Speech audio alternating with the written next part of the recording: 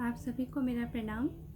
आज मैं आपके सामने एक विवाह गीत प्रस्तुत करने जाती हूँ जिसे बन्ना बन्नी बोलते हैं। अपने नए पुराने गीतों को जीवंत रखने की एक छोटी सी कोशिश। पसंद आए तो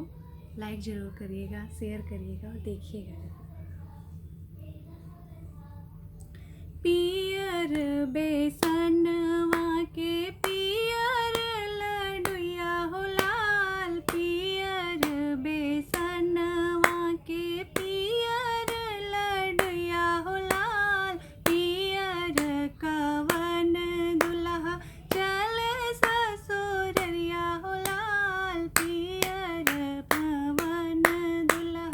चले ससुररिया हो लाल, पियर बेसनवा के आधा डलवा पापा साजे, आधा डलवा मम्मी हो लाल, आधा डलवा पापा साजे, आधा डलवा मम्मी हो लाल, आधा डलवा अपने साजे चले ससुररिया हो लाल, आधा डलवा अपने साजे चले ससुररिया हो लाल, पियर बेसनवा के पियर लडुया हो लाल, पियर कवन दुल्हा चले ससुररिया हो लाल, आधा डलवा चाचा साजे, आधा डलवा चाची हो लाल, आधा डलवा चाचा साजे, आधा डलवा चाची हो लाल, आधा डलवा अपने साजे चले ससुररिया हो लाल, आधा डलवा अपने साजे चले ससुररिया हो लाल,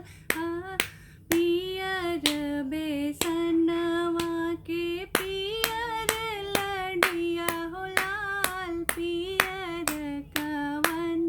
दुल्हा चले ससुररिया हो लाल, पियर कवन दुल्हा, आधा डलवा भैया साजे, आधा डलवा भाभी हो लाल, आधा डलवा भैया साजे, आधा डलवा भाभी हो लाल, आधा डलवा अपने साजे चले ससुररिया हो लाल, आधा डलवा अपने साजे, पियर बेसनवा के पियर लडुया हो लाल, पियर कवन दुल्हा चले ससुररिया हो लाल, पियर कवन दुल्हा।